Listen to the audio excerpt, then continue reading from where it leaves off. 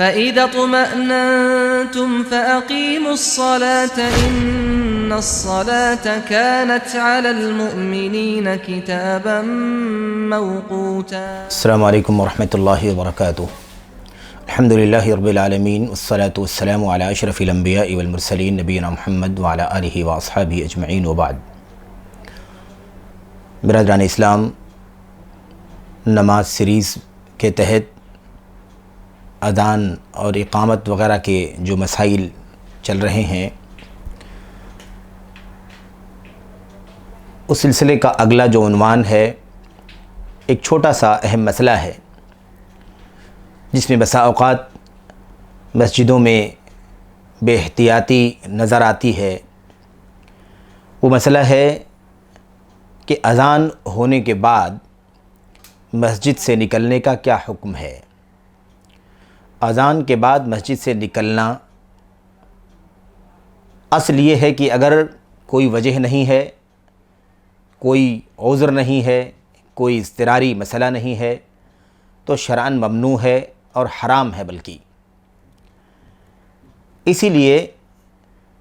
امت کے سلف نے بھی اس کا بڑا خیال کیا ہے اور سلف تا خلف اس پر ہمیشہ عمل ہوتا آیا ہے، اس کا اہتمام کیا جانا چاہیے۔ اذان کے بعد جو لوگ مسجد میں ہیں، جن کے اوپر نماز واجب ہے اور نماز اور اذان جو ہے وہ وقت میں ہوئی ہے، اسی لیے ایسی صورت میں بلا کسی عذر کے یا کسی کام کے لیے جا کر واپس آ جانے کی نیت کے یا اور کسی اضطراری صورتحال کے بغیر مسجد سے نکلنا ممنوع ہے، منع ہے۔ اس سے ہر صورت میں بچنے کی کوشش کرنی چاہیے۔ اس سلسلے میں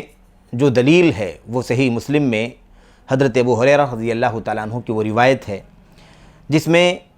ایک شخص جو اذان کے بعد مسجد سے نکل گیا تو حضرت ابو ہریرہ رضی اللہ تعالیٰ عنہ نے فرمایا اما ھذا فقد عصى ابا القاسم صلی اللہ علیہ وسلم، یہ شخص جو مسجد سے اذان کے بعد نکلا ہے، اس نے ابو القاسم صلی اللہ علیہ وسلم کی نافرمانی کی ہے۔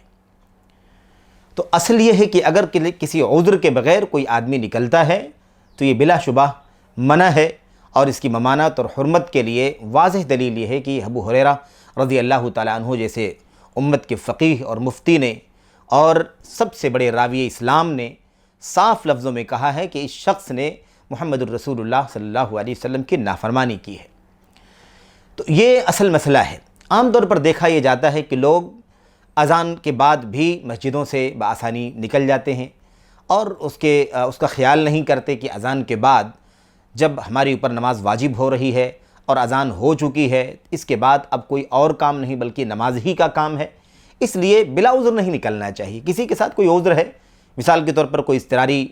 کوئی بات پیش آ گئی، کوئی سفر ہے، اسے نکلنا ہی نکلنا ہے، مثال کے طور پر وہ نہیں پہنچ سکتا وقت پر، یا ایسے ہی کوئی اضطراری فون آ گیا، کوئی شخص باہر منتظر ہے اور کوئی وجہ ہے، تو انسان اس عذر کی بنیاد پر نکل سکتا ہے، ورنہ اسے چاہیے کہ بلا عذر بلا ضرورت، یا مثال کے طور پر باوضو نہیں ہے آدمی، یا وضو ٹوٹ چکا ہے اور وضو کے لیے اسے مسجد کے حصے سے باہر نکل کر کے وضو خانے تک آنا ہے، یا اسے اور کوئی طہارت وغیرہ کا کام ہے، یہ عذر ہے۔ اس طرح کے اعذار اگر ہیں تو ٹھیک ہے، ورنہ انسان کو بلا عذر مسجد سے نہیں نکلنا چاہیے، جیسا کہ ابو ہریرہ رضی اللہ تعالیٰ عنہ نے فرمایا ہے اما ھذا فقد عصى ابا القاسم صلی اللہ علیہ وسلم۔ امام ترمذی رحمۃ اللہ علیہ، یہ روایت ترمذی کے امام ترمذی رحمۃ اللہ علیہ فرماتے ہیں، یہ روایت صحیح مسلم کے اندر موجود ہے اور دیگر کتابوں کے اندر بھی موجود ہے۔ امام ترمذی رحمۃ اللہ علیہ اپنی روایت کے بعد کہتے ہیں اسی پر صحابہ کرام، تابعین اور بعد کے لوگوں کا عمل رہا ہے۔ کہتے ہیں کہ والعمل علی ھذا عند اہل العلم من اصحاب النبی صلی اللہ علیہ وسلم ومن بعدہم یا ومن بعدہم، اللہ کے نبی علیہ السلام کے صحابہ اور جو ان کے بعد تابعین، تبع تابعین وغیرہ آئے، ان سب کے یہاں اسی پر عمل رہا کہ جو بھی شخص مسجد میں ہو اذان کے بعد مسجد سے نہ نکلے الا یہ کہ کوئی عذر ہو یا مثال کے طور پر کوئی بہت زیادہ ضروری اور اضطراری کام ہو۔ تو یہ ایک چھوٹا سا مسئلہ ہے، لیکن عام طور پر احتیاط اس سلسلے میں نہیں رکھا جاتا اور ہم نکل جاتے ہیں مسجدوں سے، ہمارے بھائی نکل جاتے ہیں مسجدوں سے، اس لیے اس کا خیال کیا جانا چاہیے۔ اور یہ ایک بنیادی چیز ہے، کیونکہ اذان ہو گئی ہے تو اس کا مطلب یہ ہے کہ اب یہ نماز کا اعلان ہو چکا ہے، اور اب اس کے بعد سے جب تک انسان نماز ادا نہیں کر لیتا، نماز ادا کر کے اپنے گھر واپس نہیں آ جاتا، تب تک اس کا یہ پورا وقفہ عبادت میں لکھا جاتا ہے، ایک ایک گھڑی اللہ تبارک و تعالیٰ کے ہاں نوٹ کی جاتی ہے۔ یہ بھی ایک بہت بڑی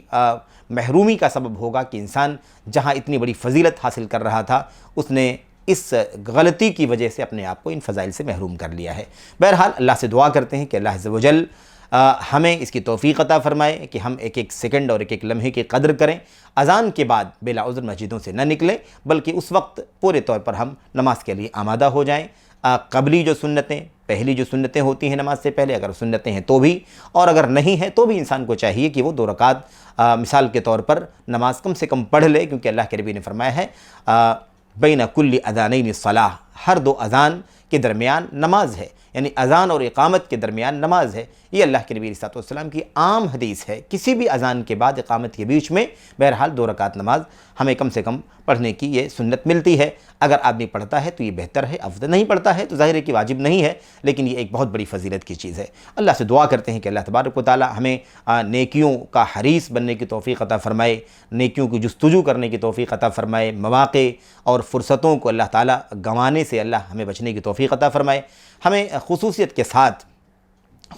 کے ساتھ نیکیوں کے بٹورنے کی اور نیکیوں کی حفاظت کرنے کی توفیق عطا فرمائے۔ آمین رب العالمین۔ والسلام علیکم ورحمۃ اللہ وبرکاتہ۔